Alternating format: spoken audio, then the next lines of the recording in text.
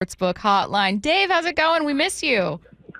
Hey, miss you guys too. How are you? Good to hear your voices. Walking through the market, just had a little brunch. Ran into a couple of my Yankee broadcast partners, and it's going well. It's going well. How you guys doing? Oh, we're good. We're good. It's fun to be covering a Mariners team that's, I think, surprised quite a few of us, at least offensively.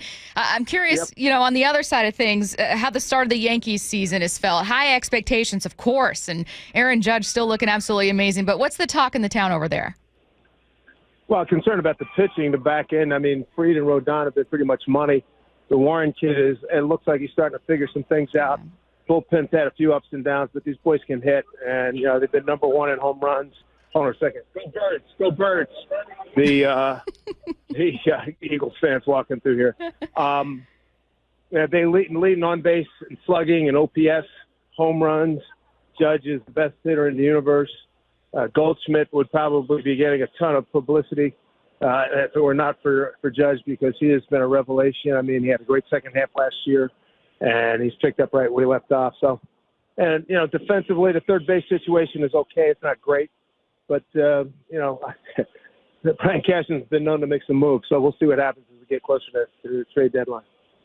Awesome, man. I'm happy for you, Sims. Glad you're back home doing what you love, man. But now you're back at your second home over here on the West Coast. And I always like to ask what the perception is of the Mariners outside of our little bubble, because we talk about them every day. We critique them. We love them. We hate them. All the above. What are they talking about over there about the Mariners? Yeah, and I've experienced this for 18 years.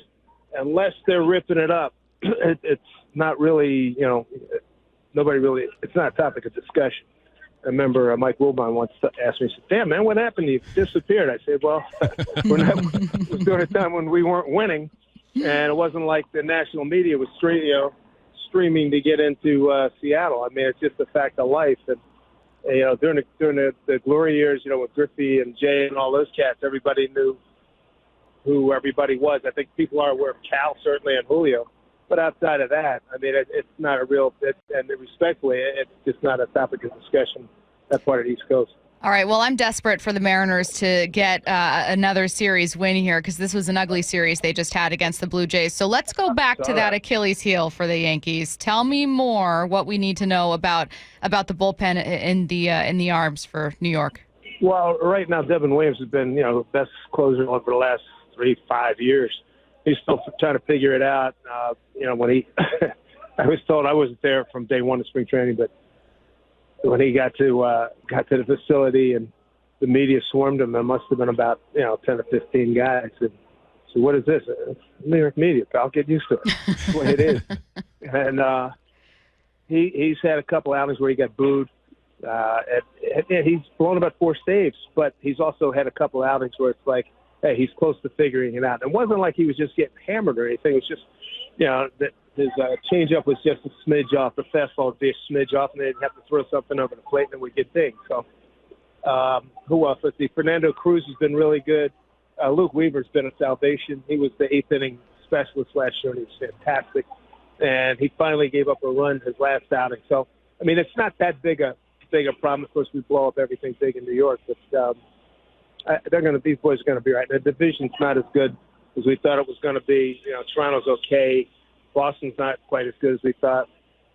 So it's basically the Yankees' division to lose, and we'll see what happens moving forward from there. Since you talked about Aaron Judge, the best player on the planet right now, does he have a weakness? Is there a place that the Mariners should attack? There's a reason why I call him the best player in the universe. If there is a weakness, not many people are finding it. And I'll tell you what the difference is. Not all about slugging. You look at his numbers; they really are astronomical. And his 2-strike approach has changed dramatically. I think he went 4 for 5 yesterday, hit a home run. The others were singles. He gets some 2-strike counts, got men on. He gets the base knock. It's just you name it, he's doing it right, and he's playing a good right field. And on top of that, he's a really good dude. Really good dude. Hey, Dave, what's it like being back in Seattle just after spending the last 18 years here, not just being back in the city, but kind of, taking a look at the team after your first season not calling games for them? Yeah, it's going to be interesting. I tune in like when they're here and we're on the East Coast and we're done, and I go home and I've stayed up to 12:30, 1 o'clock watching games to see what's what. No, I was thrilled with that stretch they had after the slow start, where the offense was scoring a little bit more than 5 runs a game. I saw Adam Frazier in spring training. He said, we should have won the World Series a couple of years ago. I said, yeah, no kidding.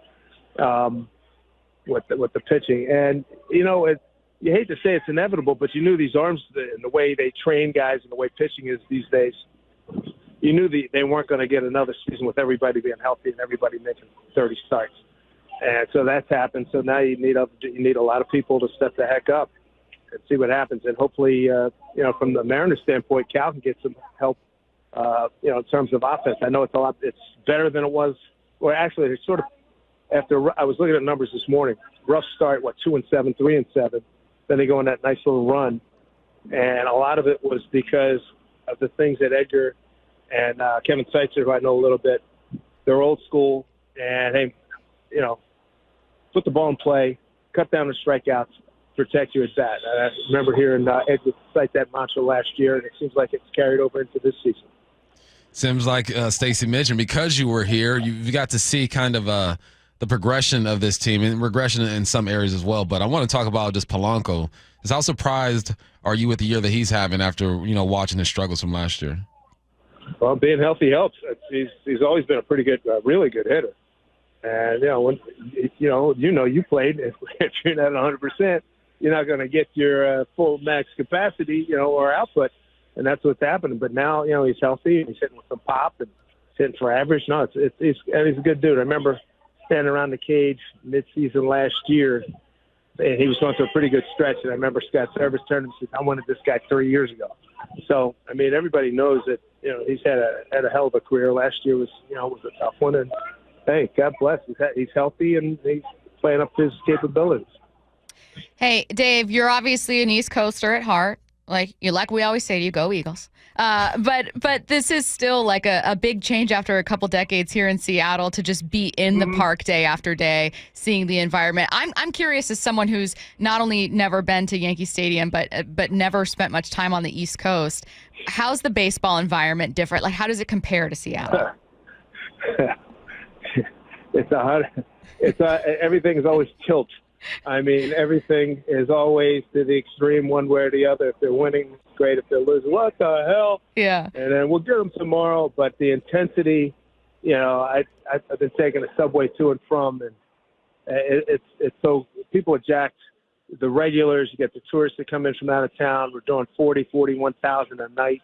I think we're fourth in attendance behind with the Dodgers, the Phillies, and the Padres. The legacy of the Yankees and everything that surrounds it with the 41 pennants, the 27 World Championships. There's generations have grown up on that stuff, and it's in people's blood. It's handed down, and the intensity is off the chart.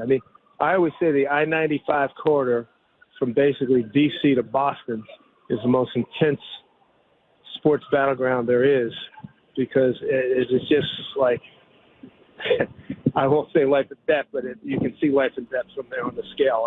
People are just totally emotionally committed, and it's a little bit different from the way it is here. And again, that respectfully. It's just just different parts of the country. Mm-hmm. Professionally, how has has your prep changed? Like, what has changed for you when it comes to getting ready for games? Or have you just have something down, and this is the way that I prep, no matter who I'm calling games for, no matter who's playing? Like, professionally, has anything changed for you? Only thing that's changed is name of the team and the names of the players on the team. I still do my same prep them in both clubhouses before every game, and I get all my notes and everything. I get some insights. I get some stuff that I don't get. I try not to get some of the same info that when they have the big media gatherings, the media horde. But nothing's really changed. It's baseball. I know the sport. I love the sport. I have fun doing it, and every day you get up and you get fired up to go to the ballpark.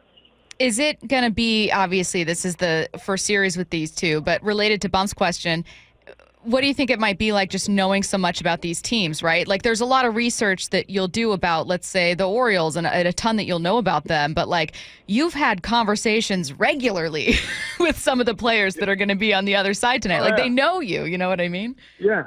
No, it's good. It's good. I look forward to going in the clubhouse and saying hello to guys. And no, that's what makes this a lot different from other road games. I mean, I've been doing this long enough that I know a lot of guys, a lot of the coaches and all that kind of stuff.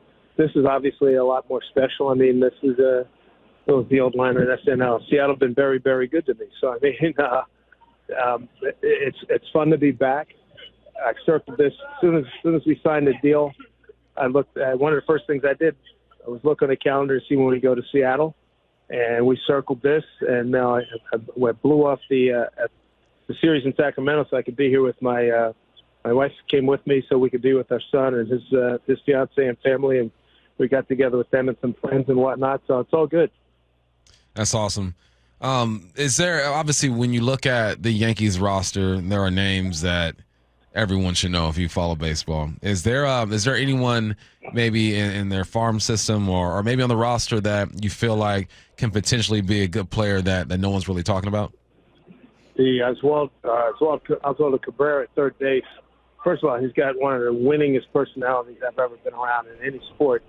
And he's played a good third base. He was sitting around 285. He's slumping just a little bit, but he's played a pretty good third base. Anthony Volpe's a really good shortstop. His hitting's starting to come around. Cody Bellinger is pretty, he's off to a slow start, but, I mean, he's a renowned star already with Rookie of the Year MVP, and he can play the heck out of the outfield, all three positions, and he's a great first baseman. So having another guy, really good dude. So, let's see who else. Trent Grisham. Getting playing time and maxing it out. He had 9 in limited action last year. I think he had 9 home runs. He's got 10 already. He had a great center field. He plays shallow. And he can go back on balls and go gap to gap and get balls. So, it's a good ball club. And there's about 3 relievers will be ready to come off the IL in the next month. Luis Hill will be back, hopefully, let's say, leading into the All-Star break. Rookie of the Year last year. Of course, we miss Cole because he's out with Tommy John. We'll see him next June. It's still a really good team, and with Judge leading the way. And that's that Judge Chisholm's out. He's out probably until mid-June. He's got some oblique issues. But it's if you look at it, it's a good ball club. It really is. I mean, there's a reason why they're in first place. Last question. If you're looking at the other side, obviously you know all of these guys, Dave, but is there anyone who you are a little intrigued in seeing in person, by the time you get here, just to kind of see how his season's going? Maybe you got some questions. Yeah, I mean, all of them. I mean, I'm looking forward to saying hello to Julio, to Cal, Demo. There's a lot of really good dudes on this team. I mean, Rosarena. I can go right down the list. I'm just excited to be here. I'm excited to see everybody, say hello, see how you're doing, and just move from there. And it's one of those things, you don't overthink this. You just sit back, you enjoy it, and keep pushing forward. Well, Dave, we're excited to have you back in the city. It's going to be such a great series, 2 teams really hitting it out of the park, and I hope that continues. Maybe more fingers crossed for Seattle, but I'm also kind of excited to see Aaron Judge in person. So he is Dave Sims, Yankees broadcaster. Dave, we miss you. Thanks for coming back on. Thanks, Dave. I appreciate it. Miss you guys. Thanks for your time. Appreciate it. See ya.